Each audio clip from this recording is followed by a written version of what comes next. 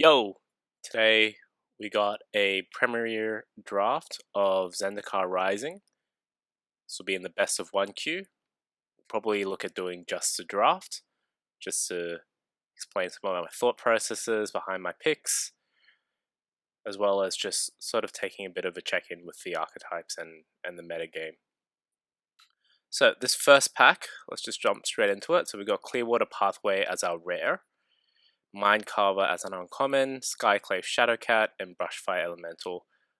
Notable commons, there's a Nymena Sky Dancer for the Rogues archetype, an Expedition Dealer Healer, and a Glacial Grasp. So, not a lot that I want to pick out from here. It's a pretty weak pack. I'm honestly just tempted to take the rare for the gems, but I think we'll start off with a Glacial Grasp, probably as the most flexible pick. I'm not happy taking that first. Let's see where we end up. Okay, so in the second pick, some notable cards here. The rare, we have a Shatterskull Charger. We have Balagid Recovery as one of the notable uncommons. And a Groteg Bug Catcher. Of course, Stonework Pack Piece is a staple in the format. I think here we'll probably take the Shatterskull Charger. It is a big body. It's a warrior for your party themes. Probably goes best in either red, white, or red, black. Not a lot else here. Potentially the Balagid Recovery as well is another notable pick. But I think the Shatterskull Charger is powerful enough for us to pick and see where we end up. These first two packs haven't been great, but that's okay. We'll read the signals and see where we go from there.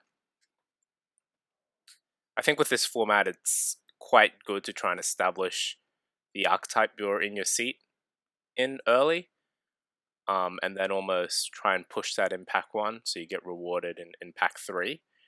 That said, these drafts don't always go that way, so sometimes you just got to read the signals and see what comes out of it. Speaking of reading the signals, I see that there's a Relic File, so a really good card for the Cleric's archetype. The rare Khazar Royal Chaser, I've not been a huge fan of.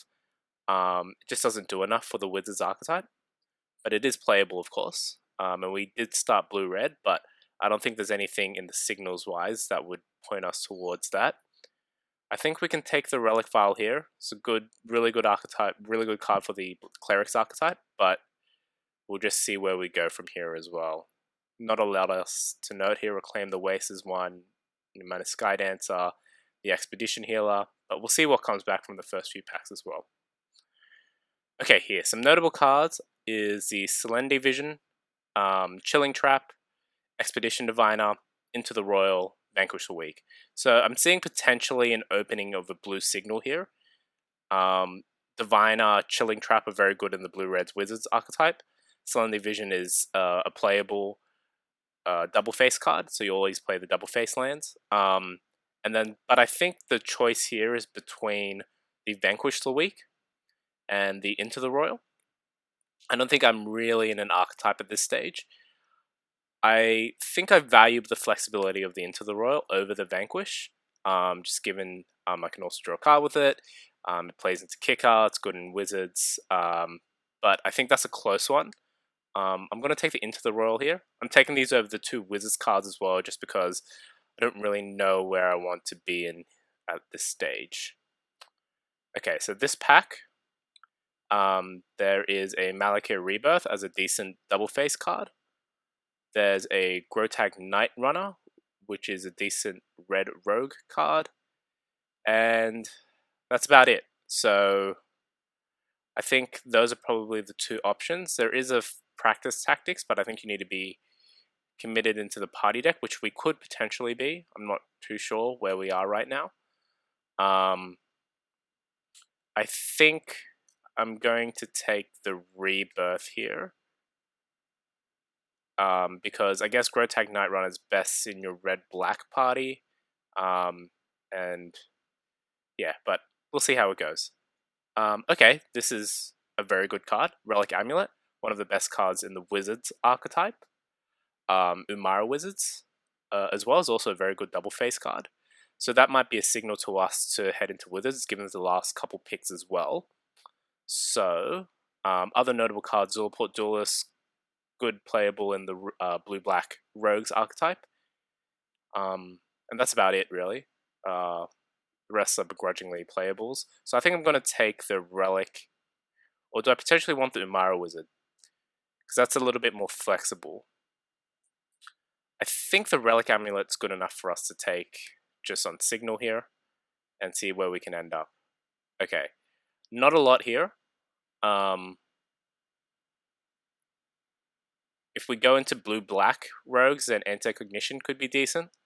Otherwise, Cascade Seer is not great across all the playable across the Wizards archetype. It's okay in blue-white party, but you don't really want to be playing it. Given, I think I'll take the Cascade Seer, but it's not a great pick, to be honest.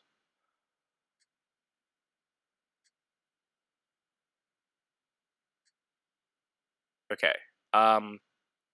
The Core Celebrant is good in the Clerics, black-white Clerics, which we could potentially jump back into as well. Shell Shield is okay, but I think we can probably get one of those later on. The Mana Skitter Sneak is uninspiring as a Rogues deck, but again, playable as well. I think here we take the Core Celebrant as well and try and see where we end up. Okay, so this is our first pack. So we see that both the Mind Carver and so both the uncommons came back and this Shell Shield came back. Ultimately, this pack didn't show a lot for us in terms of power generally. I think we do take the Rogues card here just on speculation. The others is a Dauntless Survivor, but it could be potentially that we have black-green open up here, but that's kind of way off where we are now. But I'll take the Rogue card for now.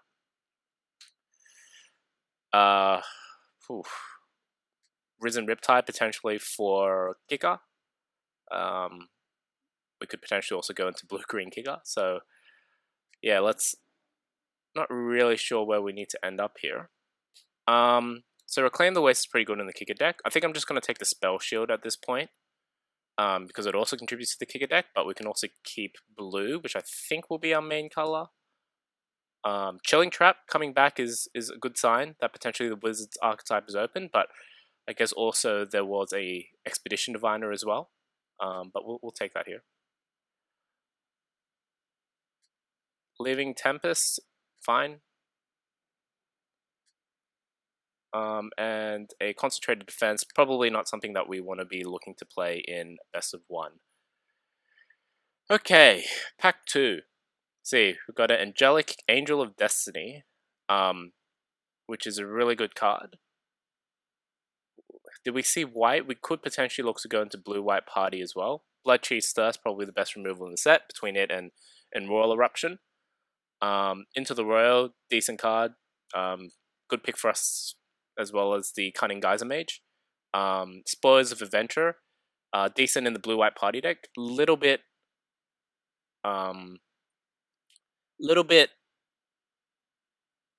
not. It's still definitely a very good card, but with the kicker of draw 3 is also in the set.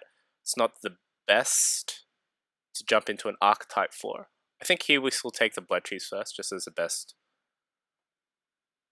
removal in the set. Can't go too wrong with that. And again, we kind of keep straddling here. For this pick, I think we take the Tazim Royal Mage. So red, white. Other notable picks here are a couple of red cards with Skyclave GOP'd. But Tazim Royal Mage is good in Wizards, it's good in Kicker. It's even good in just blue-black Rogue, just as a value piece. We've got quite a few instants and sorceries that we can play with. So I think we take that here. The cards, so the Canyon Jeroboa, Skyclave GOP, so these sort of fit more too in the red-green, white-green landfall archetypes, which have underperformed in Zendikar Rising, but are still noteworthy to see. But we'll take that for now. Okay, so Sure-Footed Infiltrator Sure-Footed Infiltrator stands out, so that's a good blue-black rogue card. Currently don't have a lot of rogues besides the Carver card. I don't think we have any other rogues. We do need to start getting into an archetype soon. There is also the Gnarled Colony, which is an excellent card for the blue-green kicker deck. And we have 3 kickers, so we could be shaping up into kicker as well. I haven't seen any black really pass through, so I can't imagine rogues being that open. There's also Nahiri's Binding in white. Nahiri's Binding as well as Mankini's Stampede, so maybe blue-white Party was supposed to be going into. I think at this stage I still end up taking the blue card here and hope for the best, really. But we can see that blue-white Party may be an option as well. Okay, so another Relic Vial. I think we're probably outside of the area where we can do Clerics at the moment. But what is the alternative? Aeon Veil. So that's a good playable. I think we're going to be potentially short playable. So these double face land cards, generally in blue as well, are not as important given the number of card draw that you can have. But especially when you don't have good playables to sort of supplement those additional cards that you'll get in the deck by running these, it's not the best. I think it's probably our best option here. Again, potentially some black-green, as well as some kicker here as well. But I think we take the card. We take the double face card here.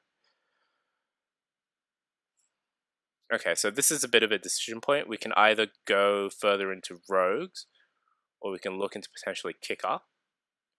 I think we could potentially have kicker as a sub-theme while maintaining a blue-black rogue stance, given we have Bloodchief's Thirst, the Zim Royal Mage, Shell Shield into the Royal. So I'm actually going to go with the Nemesis Skydancer and potentially look to go into blue-black rogues. It's a bit of kicker, a bit of wizards, but we'll see how we end up. Actually, yeah. We'll take the Skydancer over the duelist. Here, probably the pick is either between the... If we go further into rogues, actually I think Shadow Sing is quite a good card. Stonework Pack Piece is decent as well. Zulport Duelist always playable. Yeah, so I think we're going to go into blue-black rogues. I think there's enough of a signal, so we'll take the Shadow Stinger. Ooh, Explorers of Adventure. Now this would be a really good time to pick one up, actually. So we could actually go into Spores of Adventure. Even if we don't say for splashing the white, we do have quite a few, we have wizards, a couple rogues. Actually, that's about it, but still, draw 4, draw 3 for 4, and gain 3 is not bad. Yeah, there's not a lot else here, so I think we'll take that on the spec. See, maybe we'll get enough cards to splash for this. Okay, good sign, Acquisitions Expert. Not the best in blue-black rogues, but it is a rogue, and you get a card out of your opponent's hand. I think we'll take that here over not a lot else, maybe the Sneak, but I think the Acquisitions Expert's a better card. Let's have a look at our creature count at the moment, see how we're doing. So 8 creatures, 10 non-creatures, so we'll have plenty. We'll need to catch a bit back up on the creature count. I don't think we'll want a second spoils, but we'll take the Pelaka Predation here, so it's a good time to pick one up. Double face card.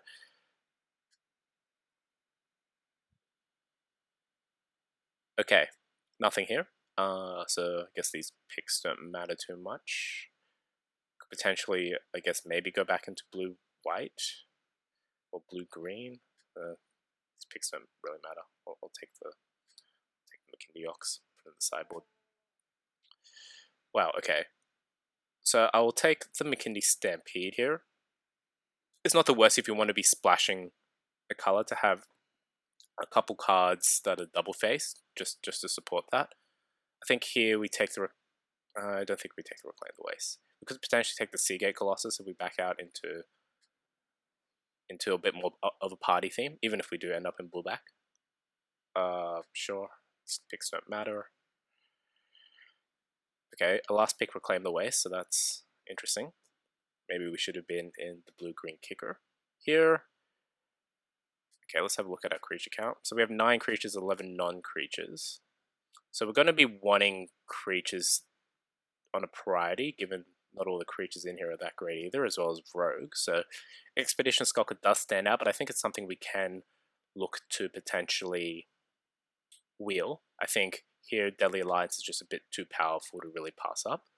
Though we do have a ample amount of removal potentially. So we have the Into the Royal, Glacial Grass, we'll have the Blood Chief's Thirst.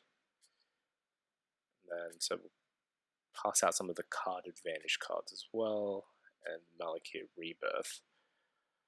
So I think, yeah, so we take the Deadly Alliance. Ooh, oh my gosh. Could have just had this pack and leave. So playables, Nighthawk Scavenger, Bloodchief's Thirst, Soaring Thought Thief, Zorpor Duelist, Dazim Royal Mage, Glacial. I just want this whole pack. I think here we have to take the Scavenger. It's just powerful enough as a card on its own. Flying Death Touch, Lifelink.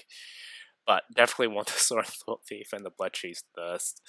Duelist. We'll see what we can get back from this, but I'm really sad to pass. Maybe, I don't even think this might be the right decision. It might be the Soaring Thought Thief, but I think it's difficult to pass on the rare. That was a difficult pack. Ooh, okay, so Zagras, also a rogue. I think probably not going to go with the splash route.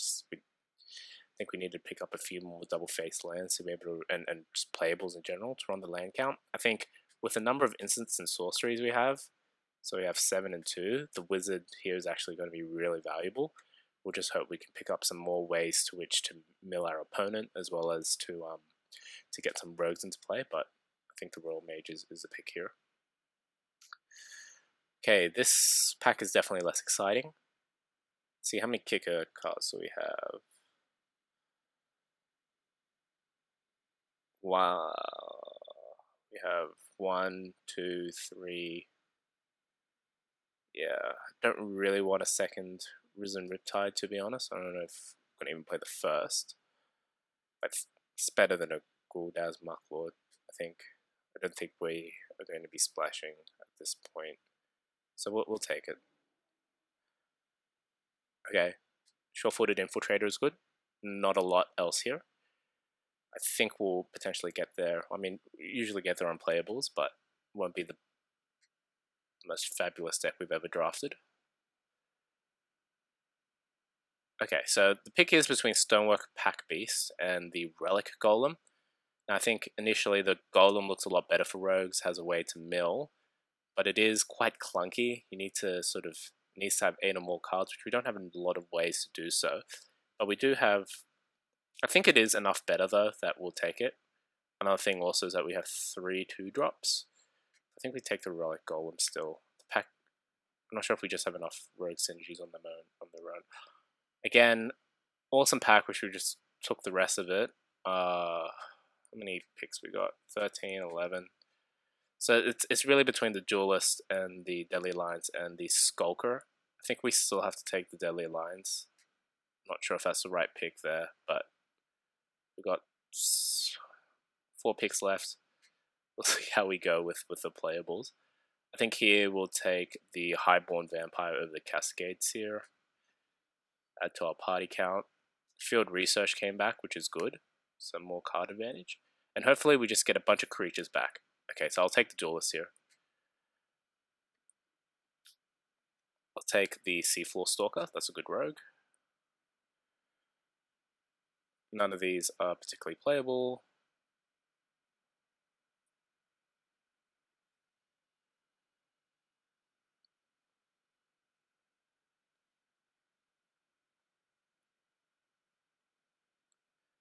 This deck is a bit all over the place. Negate, sure, doesn't matter. And Disenchant. So we have a lot of removal. Got some gems on the grind. So let's see, our deck is kind of a bit all over the place. So let's take out the double-faced land cards. Dilapidation. So with these double-faced cards, I think they're kind of split into 2 categories. The ones where you'll play more so as the spell side, and ones that you'll play more so as the land side. I think for us, most of these are lands, and so for the most part, we can sort of consider those as lands, and if we draw them sort of later in the game, good, they're a spell, but they're not critically important. And with that being the case, I usually consider these a little bit more one-to-one replacements to lands rather than like Umara Wizards, which are great to play as a spell as well, which maybe they're half a land or a third, something of that like. So let's just separate out our creatures from everything else. That was a bit all over the place draft. There wasn't any clear signals, but I think we went through it okay. I think potentially we could have picked up a little bit more creatures along the way, but 16 is okay. So Chilling Trap.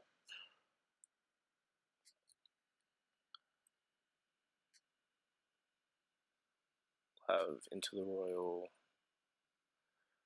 Acquisitions Expert. So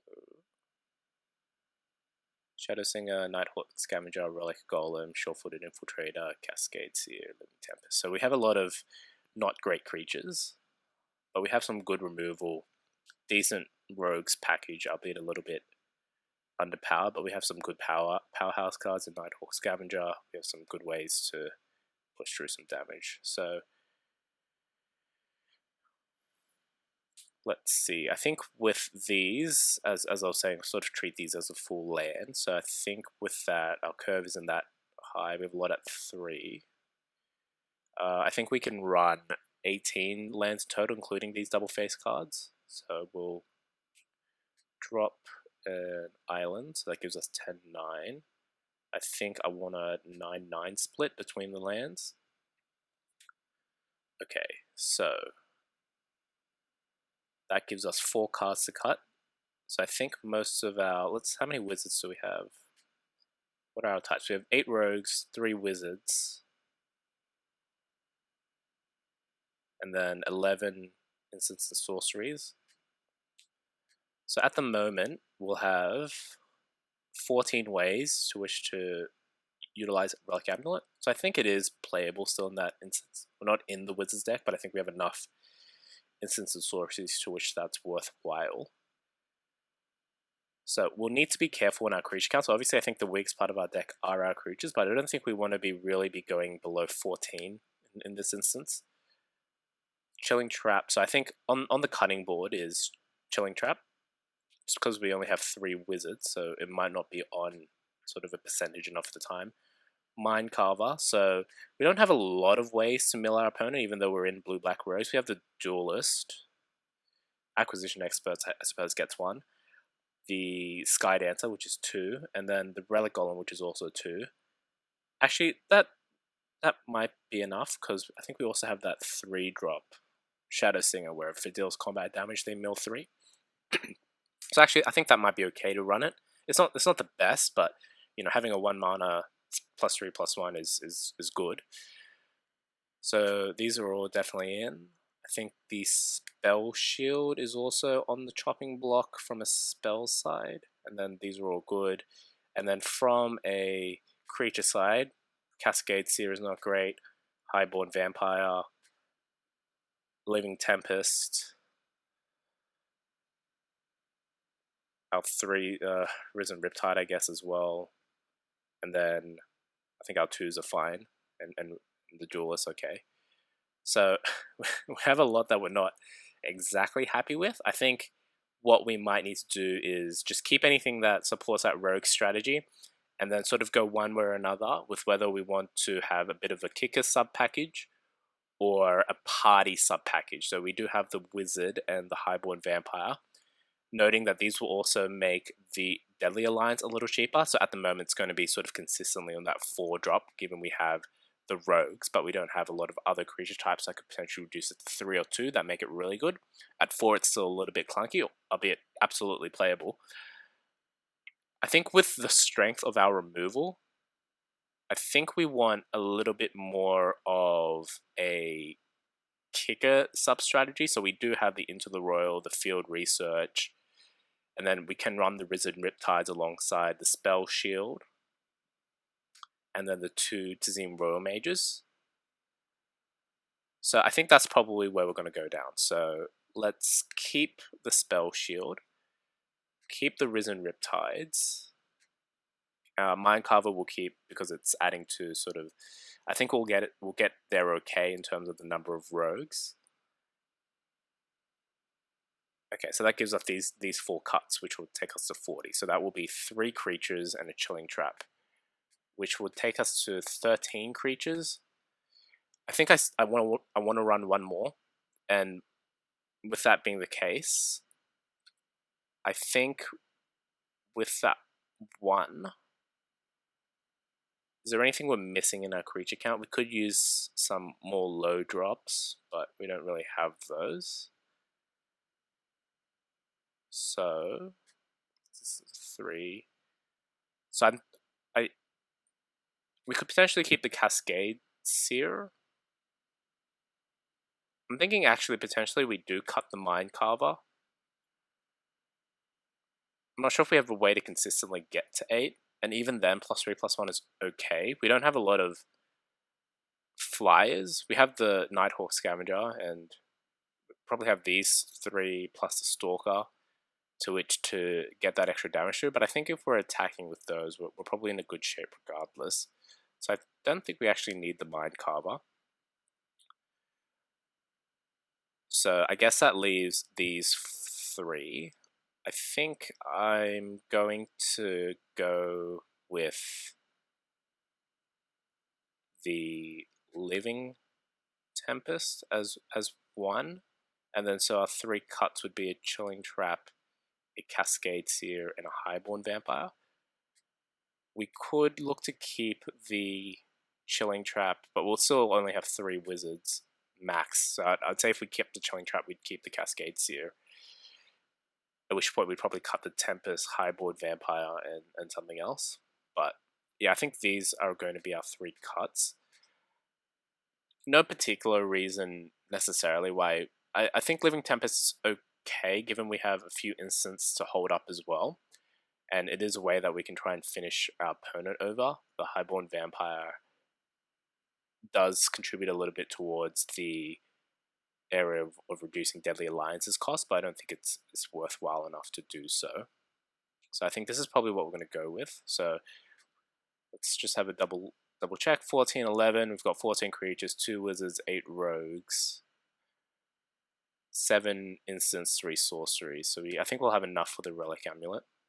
So it'll be quite high on removal, and we'll just need to make sure that we can push through with our Risen Riptides, Seafloor Stalkers, Nighthawk Scavenger, and go from there, really. So 15, 16, 17, 18. Yeah, I'm not sure if necessarily.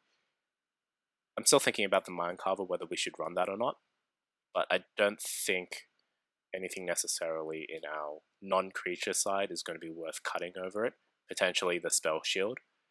But I think the Spell Shield is decent to have with a couple key creatures that we want to get through with, as well as sort of contributing to the Risen Riptide.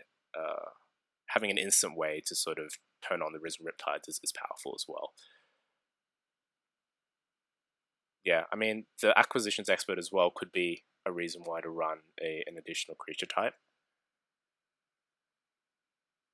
However, I think we still stay with the Kicker sub-theme. So the other aspect could be we could cut both the Risen Riptides, bring in the Cascade Seer and the Highborn Vampire and the Chilling Trap, and just sort of have a bit of a party sub-theme, but I think this is okay. We'll run with this. So let's play one game, see how it goes. I'm not particularly confident with this deck. I think it's probably like a 3-3 par, maybe 4-3, probably closer to 3-3. I'd be quite happy with the 4-3 really. But let's see how we go in this first game. So this is going to be the best of 1 queue. I'm currently in Platinum 4, I assume. So let's see how we go. Okay, so we're on the play. Have 1 black source. We've got a Duelist in hand, a Risen Riptide. No ways to kick it at the, oh, we do have a way, Blood Chiefs, but we need the second black, and a bunch of removal.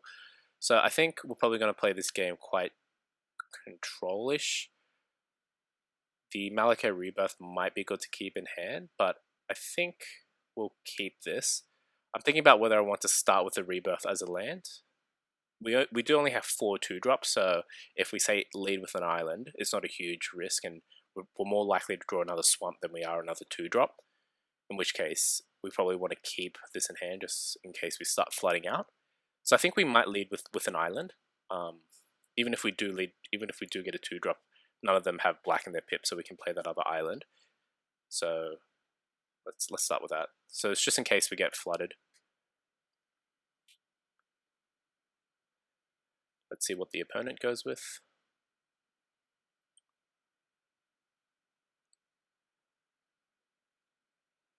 So no plays. I think he leads with the Kalani Ambush land.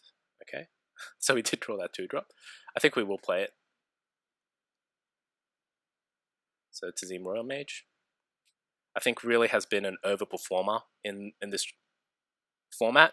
Great in Blue-Red Wizards as a wizard to get back some instants and sorceries that you're playing. Awesome in Blue-Green Kicker, way to kick for your Risen Riptides. And also, this is probably the worst deck it's in, being the blue-black archetype, and still it's totally serviceable. Okay, so now we're punished a little bit for not playing this as our land. I think we will put the Rebirth as our land, and we'll attack for 2. But yes, we do miss our 2-drop as a result. But that's just the way the cookie crumbles. I think with the Palaka Predation, a little bit more valuable to have in hand just to sort of be able to look into what they have. Okay, so we drew another land. So our options are to play the Riptide, we can't even turn Blood Chiefs on next turn, or get out the Predation and see what they have in hand. So they are keeping quite a bit in hand. So I think we are going to do that, given we don't have an immediate way to turn out a Risen Riptide. Let's say play a creature, we Blood Chiefs Thirst, but we need to draw a Swamp as well. The other alternative is we play the Predation as a land, play Riptide, and then next turn we Blood Chiefs Thirst anything here. But I think I do want to have a look at their hand, given they haven't really done anything these first 3 turns.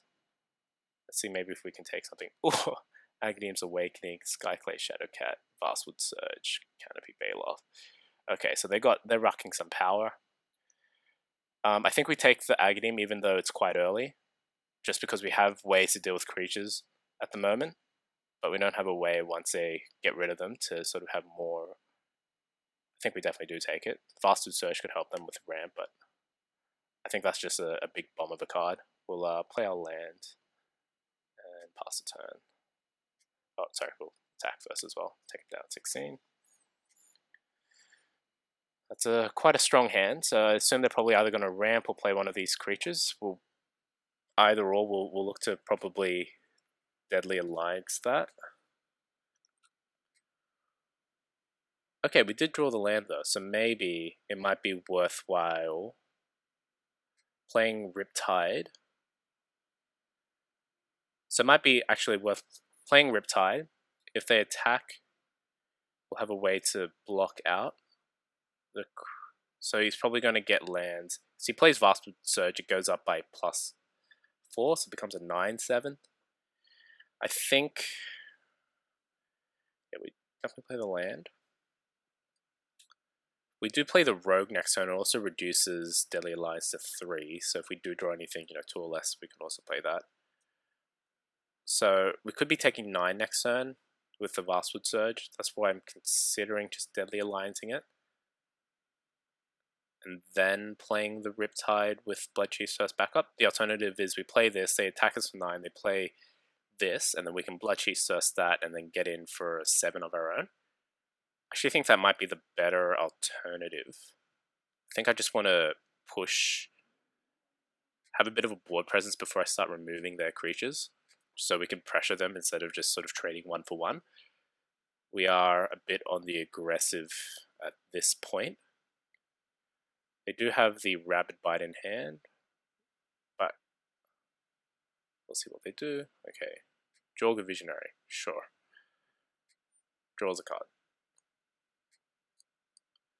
So if he attacks with the 4/3, yeah, okay. Let's pull in. Okay.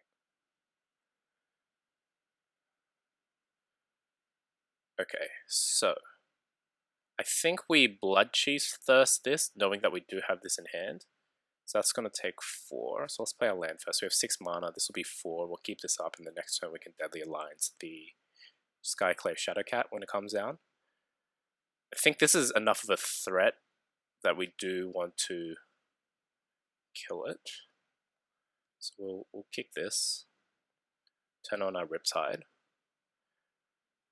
I'm okay with trading the Visionary for this, or if he does choose block, I'll probably flash in the Duelist.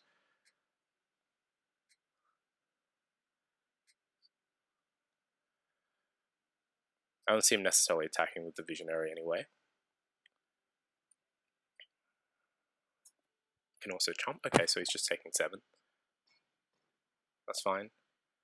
We'll pass the turn over.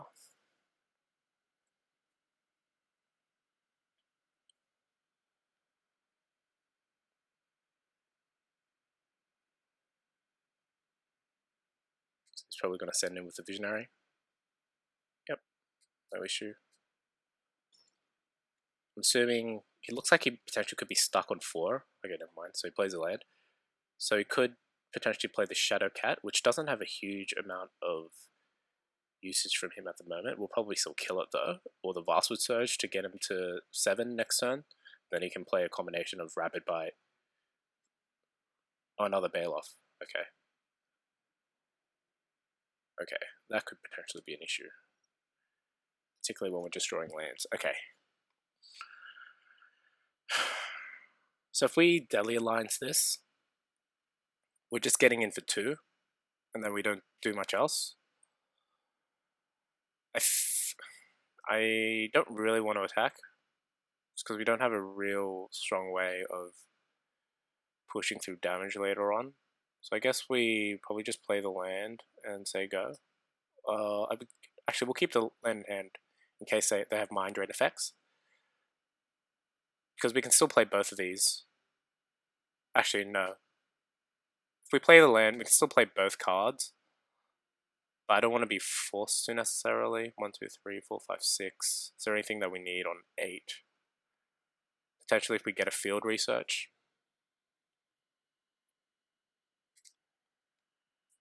I don't think we attack, and we just pass the turn. So what does this card do against? I can sacrifice another creature, put a +1/+1 counter on it, and whenever a creature I control with a +1/+1 counter on it dies, draw a card. So this is going to help him push through card advantage in the late game, which we don't have a lot of ways to push through damage at the moment. Oh, here's a Mind Drain. Okay. So, I think if that's the case, he wants to do it to us main phase, we will Deadly Alliance the...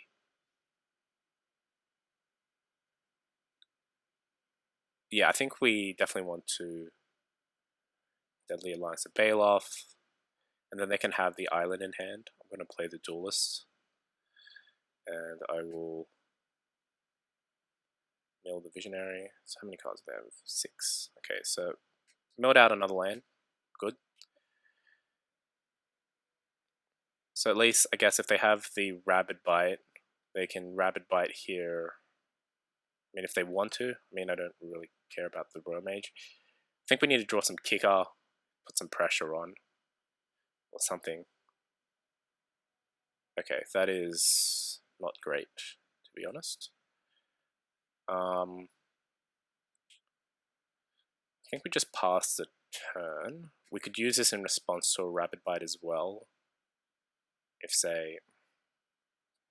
But yeah, this is not looking great. Okay. Gain 3. Go to 13. So right now we're behind on cards. We need a way to really get some card advantage back. But it's not it, but that will be okay for now. Just pass turn.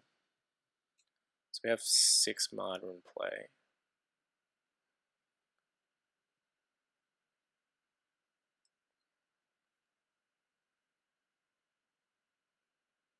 So they've stabilized, which is not great for us. I think we do need to find a way to find the Nighthawk. Okay. I will... I think I will use the Veil here. Kind of makes you wish to have played the land card last turn. I think I will. I think I'd rather just keep, like, I don't know when a better time is to really use this, to be honest. And the Tempest, while it will get us, 3 power on board, I think I'd rather just keep a blocker. Okay, another Baloth. They're going to start attacking.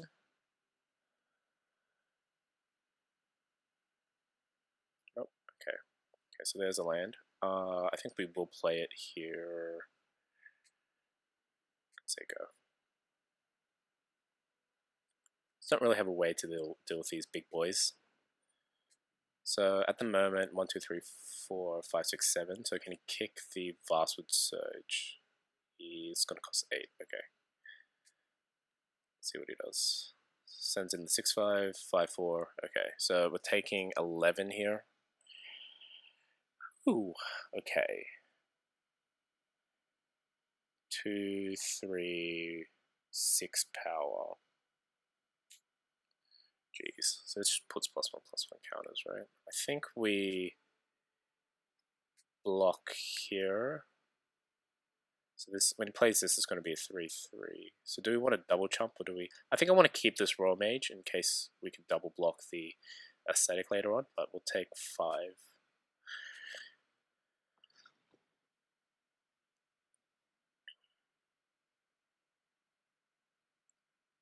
Kazandu Stomper, okay. It is a bunch of big boy seasons. So assuming the ambush, or probably the colony ambush, so it could get us to 4, okay. I will flash in the Living Tempest here. I don't think there's a lot we can do now. Okay, here is the Scavenger. Let's play it. So he does have the ambush, so we're on 11. If he does this, he essentially has 2+1/+1 counters on everything. This gets massive. The question is whether we attack with the Living Tempest or not, or whether we want it on blocks to try and then use the Scavenger. I think that's going to be... I think we're going to be chumping regardless. I just don't want to lose a Scavenger in trade.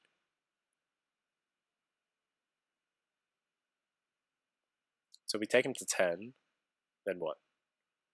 He is attacking us. If he kicks the Vastwood Surge, then he's got 7. This will be what? 6, 8, 10. So 7, 17, 20, 7, 17 plus 8 is 25 on board. Yeah, I think we're pretty dead. So I guess we don't attack here. See what he does. I'm assuming he's probably going to ambush. Yep. Actually, so he's going to have 27 on board if he kicks the Vastwood Surge. I think we're pretty dead. Actually, he needs 8. 1, 2, 3, 4, 5, 6, 7. Oh, he's still on 7. So he's probably going to play... Get the ambush. Fine. Okay, I'm not the happiest, but trade's a trade.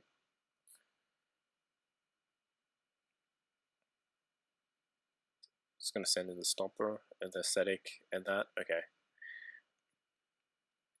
So he's going to play probably the Skyclay Shadowcat next turn.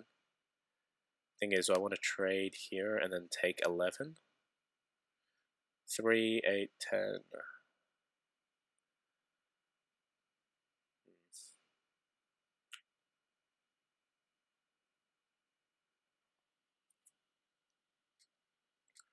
Okay, we haven't really put ourselves in a winning position here. I need to find a way maybe to kick Risen Riptides. I probably need to draw into a kick a spell, and that's 10 on the crackback. So it's whether we want to chump, block, or trade here. I think if we take 11, next time we're pretty much dead with the Stomper if they get another land. So if we trade off for the Stomper, this will leave these two. I'll take 5, go to 9. I don't really have a way to win. So What's our way to win? I think we block here. We take 11. 11 is plenty. Yikes. Jeez. Yeah, I think we have to find a removal spell for these. We can't 2-for-1 ourselves here. We're just gonna.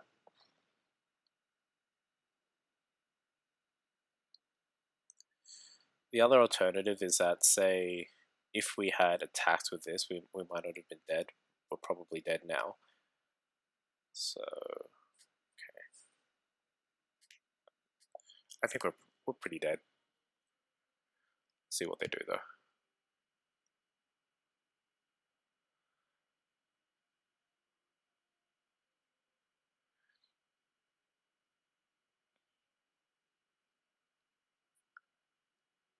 So if he attacked with all,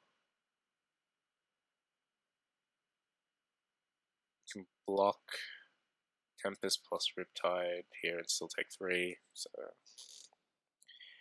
pretty dead. Let's see what they do. I'm assuming they didn't draw a land, otherwise I would have kicked it. I think if they attack with all, we'd just die. Yeah, okay. I mean,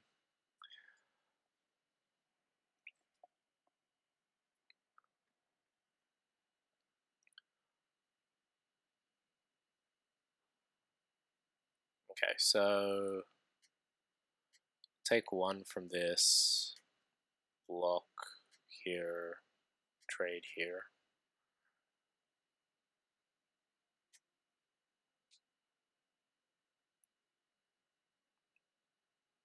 Yeah, I don't think there's much else. I think we've...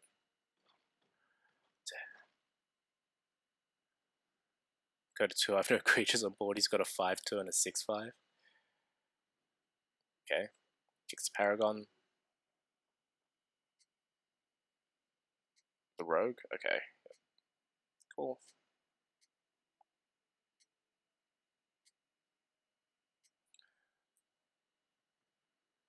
So we lost that one.